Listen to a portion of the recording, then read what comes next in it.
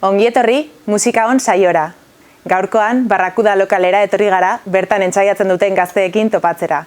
3 urte daramatzate musika sortzen, eta ikustezagun ze kontatzen diguten. Zuekin, sustrai berriak.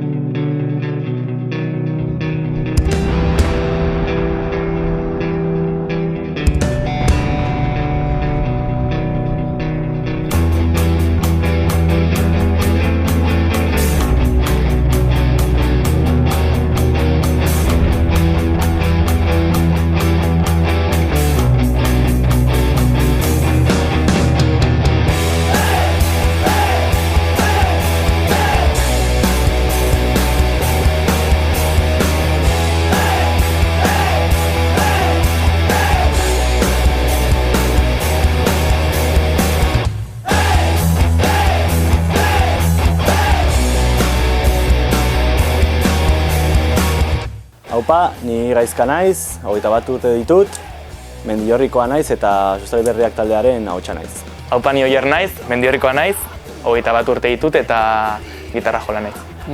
Kaixo Urki naiz, 18 urte ditut, Mendiorrikoa naiz eta Sustrai Berriak bateria jotzen dut.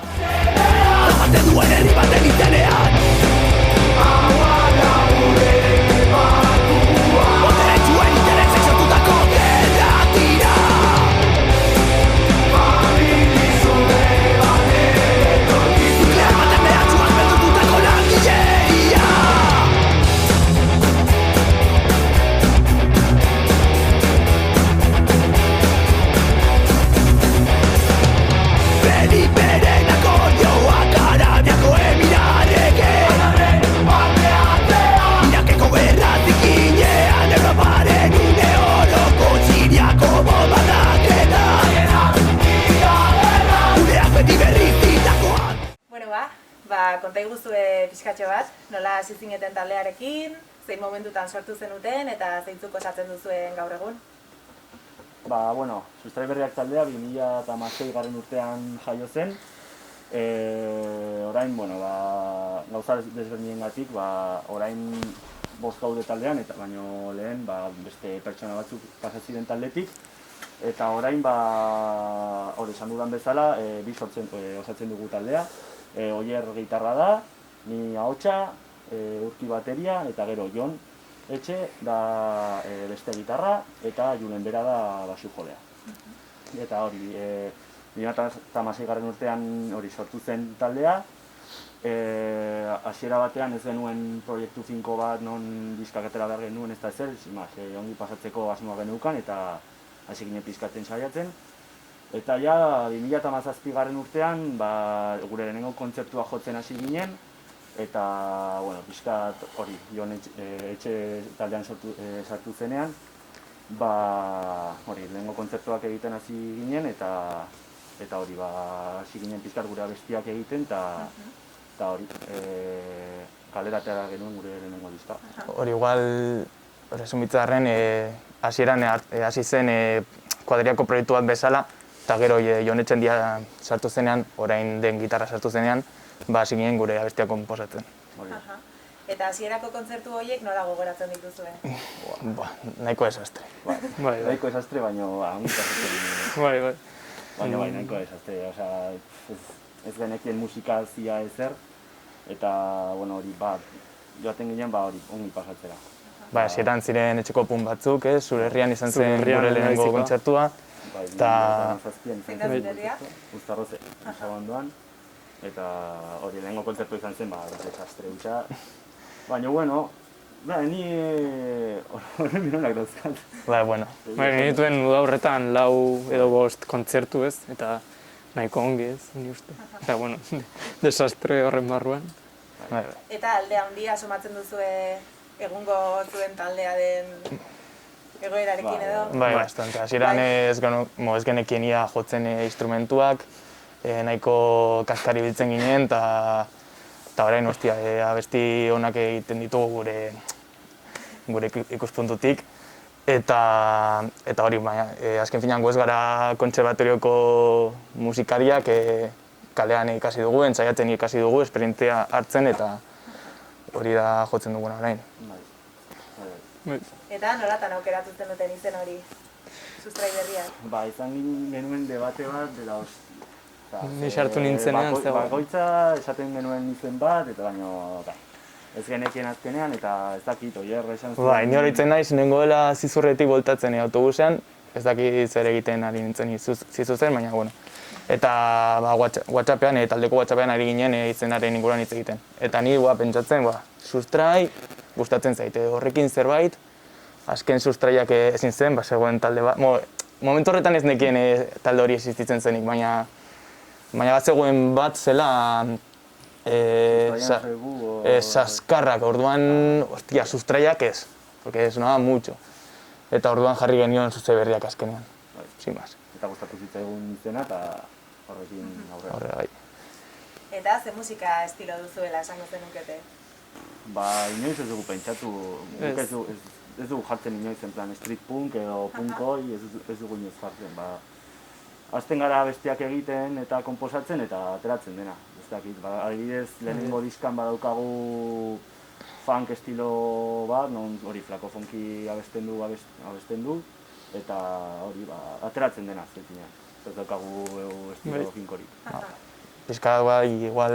Hori, igual da, bigarren diska, igual da... Punk rocka, makarreoa, tema politikoa jorratzen ditugu, eta bueno, igual Euskal Herriko eszena musikalean gehien entzuten den musika egiten dugu. Eta lehen hasi zarete apurtxo bat zuen ibilbidea kontatzen, orduan zenbat diskatera dituzue edo egin dezakezu pizkatxo bat horren laburpena edo? 2018an uste dut, atera genuen lehendabiziko diska izan zena, eta orain aste honetan atera dugu bigarren diskako lehen abestia, eta hurrengo astean edo horrela salduko ditugu, eta hor gaude orain. Diska batekin, eta zer iruditzen zaion jendeari. Hori joango gara gutxinaka besteak igotzen YouTubeko kanalera, gero Spotifyen eskoragai izango ditugu, eta pentsatzen dugu hurrengo asterako edo hemendik bi astetara jarriko ditugula salgai Euskal Herriko taberna batzuetan. Eta ze gustatzen zaizue transmititzea zuen musikaren bidez, zuen letretan zertaz aritzen zarete? Pixkat...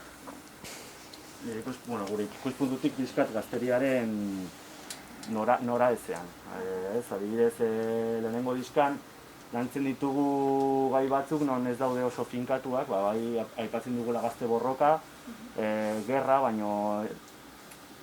Adibidez abesti horiek, baino ez dugu justu finkatzen ze esperatu nahi dugun, Eta diska honetan, bai, espezifikoki, lantzen dugu inmigranten gaia, drogen gaia, 78ko trantsizioaren gaia, eta orain finkatzen ari gara gehiago hainbat gaietan. Bai, igual lehenengo diskarekin ez genuen heldutasun maila bat, non ez genekien zertaz idatzi orduan idazten genuena zen pixka popurri, adibidez, gazte borroka abestia. Berez da ideia oso global bat eta mila gazte ikutzen ditugu. Eta bigarren disko honetan aldagoak gara, zarragoak, eta gai espezifikoak hartu ditugu, inkisizioa, trantzizioa eta hori jorratu ditugu. Eta sakonkiago enditzen dira, Bai. Eta konta eguzue pixkatxo bat nolakoak izaten diren zuen sorkuntza prozesu horiek edo letrak egiteari begira edo kantak sortzeari begira? Nire ikuspuntutik edo, lehendabizi egiten dute etxean, esaten dute haiek egiten dute, gitarrarekin zerbait edo basoarekin zerbait, eta normalean nire ustez letra gero etortzen dela, abestia baino. Eta gero ensaiatzen dugunean denak elkarrekin aldatzen ditugu gauzak edo batzen ditugu, bateria sartu, eta Igual izaten gara bi gitarrak etxean gauzak pentsatzen dituguna, eta gero etxean abestiak printzipio batean izaten dira akustikoan, eta gero hemen bihurtzen ditugu gure estilo musikalera. Gitarra elektrikoekin, bateriarekin, eta batzuetan guztiz aldatzen dira abestiak. eta beste asko galtzen dira bidetik baita ere. Asko bai. Astean zenbatetan edo entzaiatzen duzue lokal honetan, hemen gauden lokal honetan? Ba, gure egora hoberenan igual 2 aldiz, astean. Baina orain COVID-arekin ez gara ari eser esiatzen. Ez daukagu kontzerturik prestatzeko, diska atera behar dugu orain, orduan ez gaude bai lusarekin abesti berriak egiteko, eta hori orain gaude pixka bat ploz, baina bueno. Zer nolako inpaktua izan duzuengan COVID-aren egoerak? Ba, sartu behar ginen diska grabatzera justu Apirilean. maiatza, apirila. Eta ba, kuarentena hasi zen martxoan, eta orduan ba, atzeratu zen 2 hilabete edo 3, ez dakit zenbat atzeratu. Egia esan da, konfinamendua hasi zenean, bakarrik geneuzkan 8 abesti edo 9 abesti Zortzi igual. Hori, diska grabatzeko. Eta konfinamenduan, ba, ez geneukan ez ere egiteko etxean, orduan, ba, bueno, batez ere gitarrak hasi ziren pixkat jotzen, eta hau, ateratuta hau, gustatzen zaizu, gai. Eta hori, konfinamendua bukatzean, hasi ginen entzaiatzen berriz, eta atera genituen beste 3 abesti.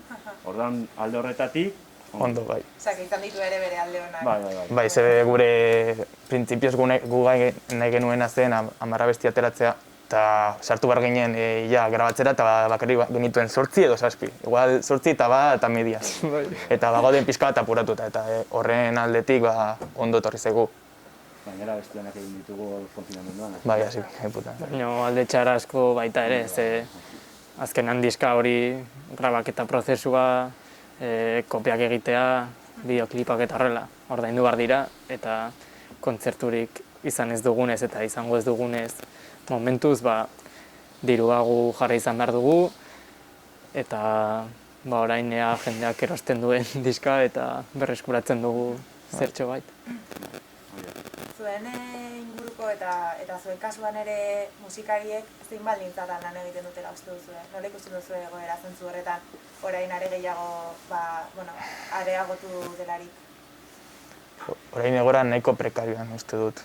Bago pila talde, hainbat kontzertukin zehaztuta zituztela, udan eta hilabete hauetan, eta denak zapustak izan dira. Orduan ez dute hirurik beraien proiektua finantzatzeko, eta ez dakit, nahiko betz ikusten dut egoera. Adibidez, Erdoil taldeak grabatu zuen bere diska eta ezin izan da orkestu, eta gainera diskak estudia grabatzea nahiko garestia da, orduan kontzerturik gabe hori errekuperatzea oso zaila izango da.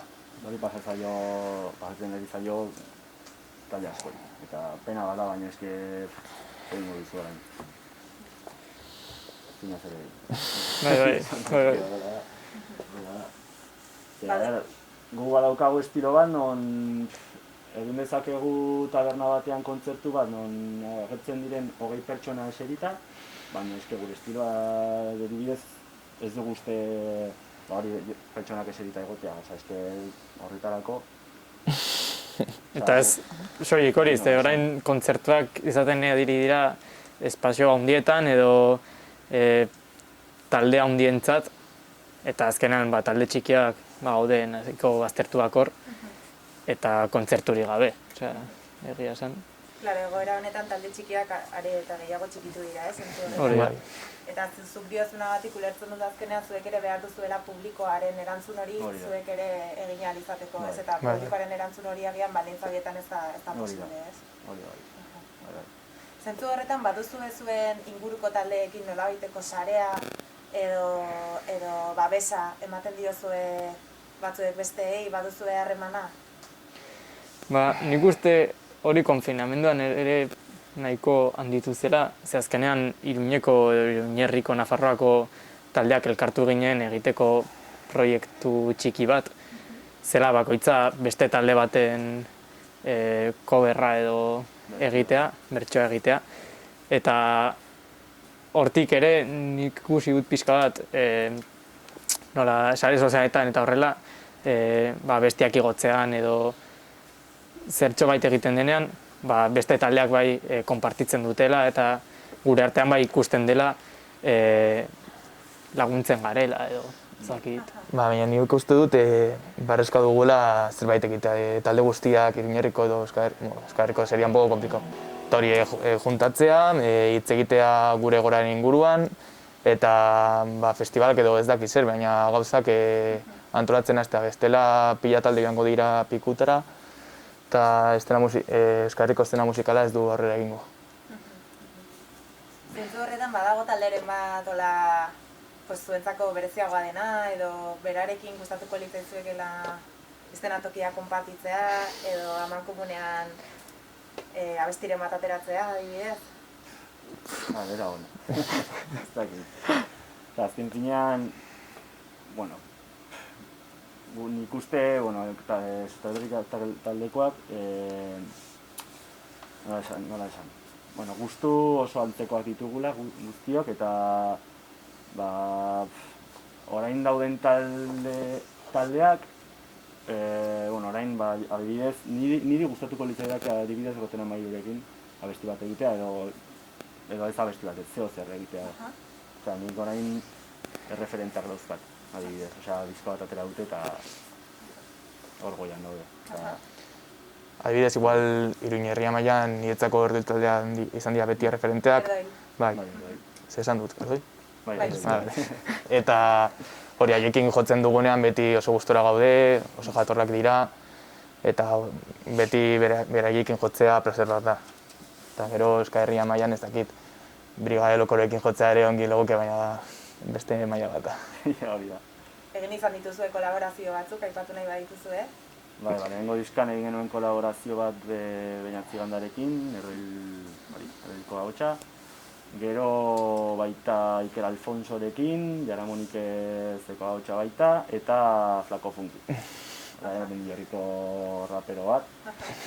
Eta bigarren diska honetan, esan genion Agirreri, dela azken sustraiako Ahotsa. Eta ez genekien baietz edo ez esango zuela, baina azkenean baietz esan zuen eta agertu zen estudioan eta grabatu zuen eta esan zuen que muy guapo. Osea, que azken sustraiak eta sustrai berri. Bai. Gainera egin genuen ere ahotsa potentea du, atera duten diska oso ona da. Eta gainera esan genuen, encima con el nombre, txaskarrio bat sortzeko jendean, bakera hona izan daiteke. Eta, zuk aipatutakoari bizkak jarraiki, zeintzuk izan dira zuen erreferenteak? Taldeak? Oso gaztetatik gaur arte. Niretzako, hiru talde referenteak izan dira Oliba Gorria, Nere Zurrender eta Elton Ajuda. Niretzako, hemen, Euskal Herriko Panoraman, haiek izan dira. Bai. Eta besteen kasuan, baten bat aipatu nahi? Ez dakit, no sé. Hostia, eske referenteak bai, baina igual berri txarrak, baina gu ez dugu haiek bezala jotzen, haiek bezala ondo jotzen, eta haien musika jotzeko ez gaude prest. Azken finean, bertsonatzen ditugun kantak, haiek izan dira gure referenteak, hori bertsonatzen ditugu Oliba Gorria, Nere Zurrender, Elton Judas, eta hainbat talde gehiago, baina hori. Bertsonatzen ditugun kantak horiek dira gure referenteak. Eta zuei musikak zer ematen dituzue? Zergatik egiten duzue musika? Horrela, igual galera pertsonalagoa edo sakonagoa da, baina... Gehien bat, musika gustoko dudalako. Ni eguneko 24 ordutan banago musika entzuten etxean. Eta gustatzen zait pila bat eta hainbat estilo. Gustatzen zaite punka, rock, metal, reggae, rap, gustatzen zain musika pila bat. Eta gainera, gu naiz YouTubeen edo Spotifyen edo zuzenekotan gure aldarrikapenak jendeari nola esan, helarazteko aukera ezin hobea da. Eta hori, Eta gainera disfrutatzen dugu hau egiten, ez dakit. Oso naiz eta... ongi pasatzen dugu. Kontzertuetan, zer da kontzertutako berena? Zer da kontzertuetan, Kontzertu... garenetik mugitzen zaituena? Kontzertuetan, berena da ikustea jendea disfrutatzen duela, supermotibatuta dagoela, eta horrek ez dakit, sentiarazten du guregan ez daki sentimendu indartsu bat aurrera egiten uzten diguna, ez? Azkeneko kontzerta izan zen Beasainen eman genuena, eta hostia, joan ginen lehenengo aldia Gipuzkoara jotzera, eta espero genuen jendea egongo zela pixka bat paratua, ez egoela egongo jendea dantzatzen eta hola, eta hostia, eraman genuen bastante sorpresa. Oso guztua. Lehenengo jendea, lehenengo diskako abestiak batzekiten, eta ni flipatzen gatu nintzen. Gainera hori bai jendea, bestiak, zure bestiak jakita eta horrela te motiva edo, ez dakit. Bai, hori. Oso polita. Osea, azkeneko kontzertu horretatik indarrak ateratzen dituzten gaurko egoera honi aurre egiteko. Eta etorkizunari begira ze proiektu dituzue? Ezer gutxi, orain diska ateratzea, hori diska jarriko ditugu saltzeko Euskal Herriko hainbat tabernetan, eta jendea diska erostea, eta entzutea, eta gustatzen bat zaio, ikusten dute ezakin nondik, jotzeko, eta hori da orain gure benetako motivazioa, esko orain... Ze kontzertuak orain, kontzertuak egitea, ez da oso ongi ikusten edo zaila dago. Eta hori jendea diska erostea, entzutea, eta gutxinaka Pentsatu genuen igual ere, behin egin genuen format akustikoan kontzertu bat ezen oso ondo batera, ez genuelako ia entzaiatu baina. Entzatzen badugu igual kontzertu akustiko bat atera egiteke eta gainera jendea eserita egon behar da, igual da ez dakit proposagoa egita horrelako kontzertu bat gure kontzertu erreala baino. Eta bukatzeko badago pasadizoren bat, anekdotaren bat gurekin konpartitu nahi duzuena urte luze hauetan gertaturiko zerbait, apurtxo bat ere taldea definitu dezakena, edo behintzat taldea ezagutzeko balio dezakena? Pentsatu beharko genuke. Pentsatu beharko zenukete. Eta ikuslei bidali nahiko zenieketen mezuren bat? Diska erosi. Diska erosi, bai. Gure eta besteena, azkenean hori da orain laguntzen duena, ez? Eta musikala indartu. Bai. Hori da gure mezua. Gure etxotatik bada ere, ez? Bintzat, indartzea eta babesa bat. Bai. Bakoitzak alduen moduan. Bai. Osondo. Bueno, eskerrik asko. Zuen lokalera gonbidatzeagatik eta espero dugu laster elkar ikustea eta indarroiek topera jarraitzea, bai? Mila esker. Agur.